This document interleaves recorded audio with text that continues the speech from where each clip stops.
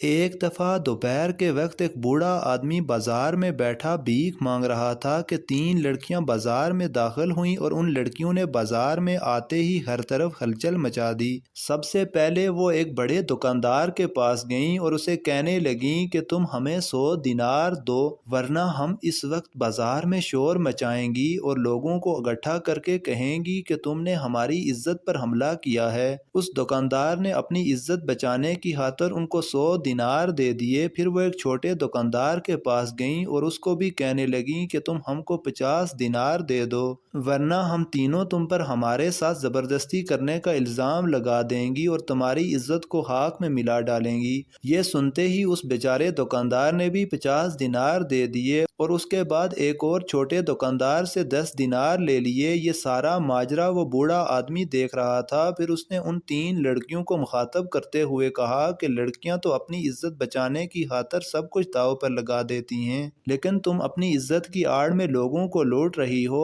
اس بوڑھے آدمی کی بات سن کر وہ تینوں چالاک لڑکیاں اس کے پاس آئیں اور کہا کہ تم بڑے عزت دار ہو، ہم تمہیں ابھی سبق سکھاتی ہیں۔ اتفاق سے وہاں سے ایک بادشاہ کا قافلہ گزر رہا تھا کہ ان میں سے ایک لڑکی نے دوسری لڑکی کو کہا کہ مجھے ایک پتھر اٹھا کر دو۔ جب اس لڑکی نے پتھر اٹھا کر دیا تو اس نے کہا کہ ہم یہ پتھر بادشاہ کے قافلے میں پھینکیں گے اور جب یہ خبر بادشاہ کو ہوگی تو ہم اس بوڑھے آدمی پر الزام لگا دیں گی۔ یہ سنتے ہی اس بوڑھے آدمی نے کہا کہ میری بیٹیوں مجھ پر رحم کرو، میں ایک عام سا بیکاری ہوں، اگر تم ایسا کرو گی تو بادشاہ میرا سر قلم کر دے گا۔ لیکن ان لڑکیوں کو اس آدمی پر ترس نہ آیا اور ان میں سے ایک لڑکی نے وہ پتھر بادشاہ کے قافلے میں پھینک دیا۔ وہ پتھر سیدھا بادشاہ کے ایک وزیر کو جا لگا اور وزیر اپنے گھوڑے سے گر گیا۔ لڑکی نے وہ پتھر اتنی چالاکی سے پھینکا تھا کہ کسی کو بھی پتہ نہ چلا کہ پتھر اس لڑکی نے پھینکا ہے۔ اس بوڑھے آدمی کے علاوہ کسی نے اس کو پتھر پھینکتے نہ دیکھا۔ بادشاہ نے جب دیکھا تو غصے سے بولا کہ کس نے اتنی گھٹیا حرکت کی ہے؟ سپاہیوں نے کہا کہ بادشاہ سلامت، یہ پتھر تو اس بوڑھے آدمی کی طرف سے آیا تھا۔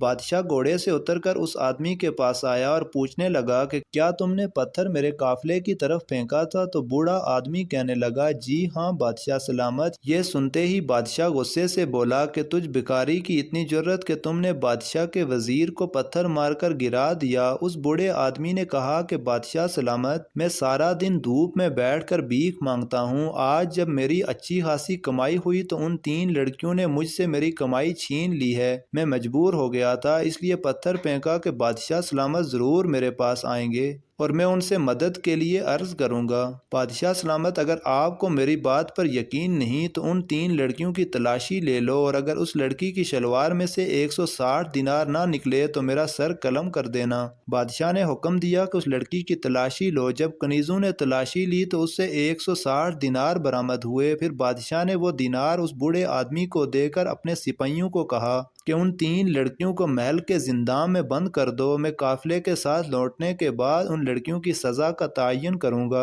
اس کے بعد اس بوڑھے آدمی نے وہ رقم ان دکانداروں کو واپس کر دی، لیکن جب سپاہی ان لڑکیوں کو پکڑ کر لے جا رہے تھے تو وہ لڑکیاں غصے سے اس بوڑھے کو گور رہی تھیں کہ یہ ہمارا بھی باپ نکلا۔ اس بوڑھے آدمی نے بھی پیچھے سے اپنی داڑھی پر ہاتھ پھیرتے ہوئے کہا کہ میں نے بھی اپنی داڑھی دھوپ میں سفید نہیں کی۔